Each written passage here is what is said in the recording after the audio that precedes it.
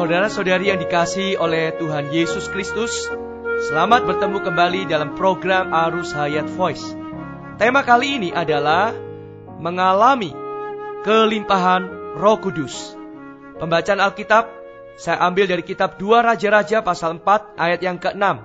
Demikian, ketika bejana-bejana itu sudah penuh, berkatalah perempuan itu kepada anaknya, "Dekatkanlah kepadaku sebuah bejana lagi." Tetapi jawabnya kepada ibunya, "Tidak ada lagi bejana."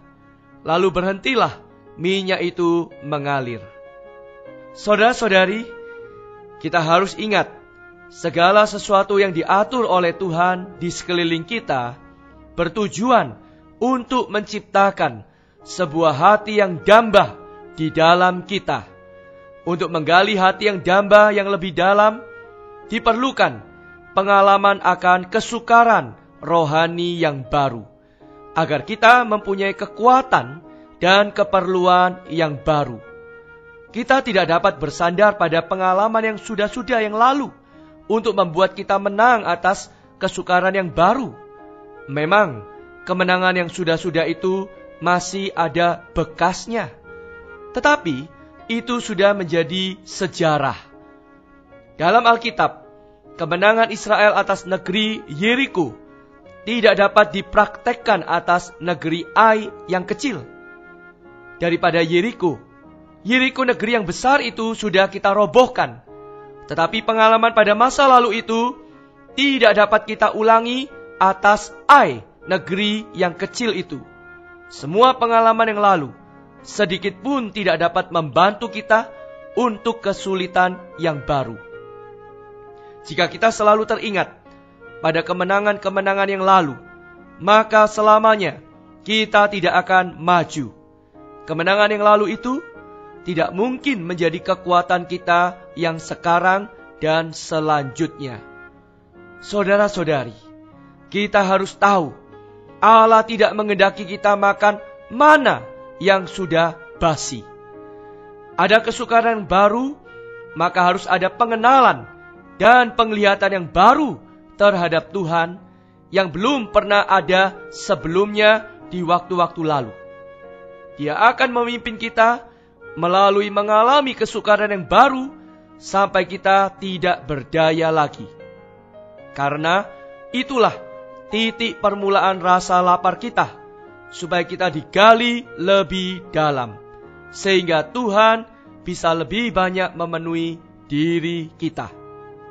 Saat kita menemui jalan buntu dan tidak berdaya lagi, timbullah doa yang sungguh-sungguh memohon kepada Allah. Doa kita tidak lagi karena kebiasaan saja, tetapi doa yang penuh minat dan permintaan sejati. Saat inilah kita benar-benar sudah menjadi kosong. Kita merasa sungguh tidak berguna. Bahkan kemenangan yang didapat pada masa lalu juga tidak membantu kita. Kesukaran yang Tuhan atur untuk kita tidak dapat dibandingkan dengan kekuatan kita, sehingga kita akan merasa tidak sanggup mengatasinya. Saat itulah kita baru mempunyai satu hati yang sungguh-sungguh mau Tuhan.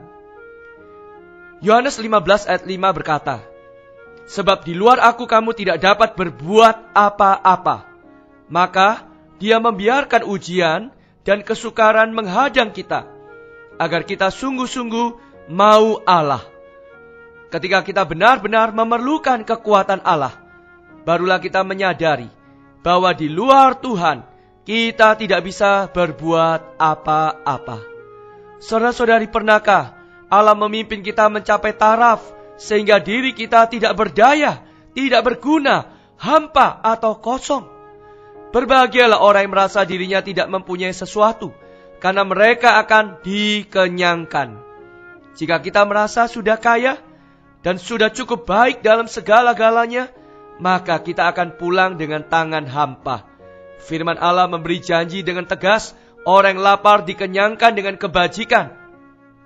2 Raja-Raja pasal 4 menceritakan seorang janda dan anaknya yang hanya memiliki sebuah buli-buli yang berisi minyak. Di dalam Alkitab, minyak melambangkan Roh Kudus. Roh Kudus bekerja pada seseorang sudah tentu disebabkan Roh Kudus telah ada di dalam diri orang itu. Kesukaran apakah yang ada pada janda itu? Yaitu bejana yang dimilikinya terlalu sedikit. Elisa berpesan kepadanya untuk meminta bejana-bejana kosong lainnya dari segala tetangganya, tetapi jangan terlalu sedikit. Allah menghendaki Anda mengambil bejana yang kosong, yaitu tempat yang kosong untuk Roh Kudus. Jangan hanya mengambil sedikit, melainkan yang banyak. Sesudah ada kekosongan ini, harus ada kekosongan lainnya lagi.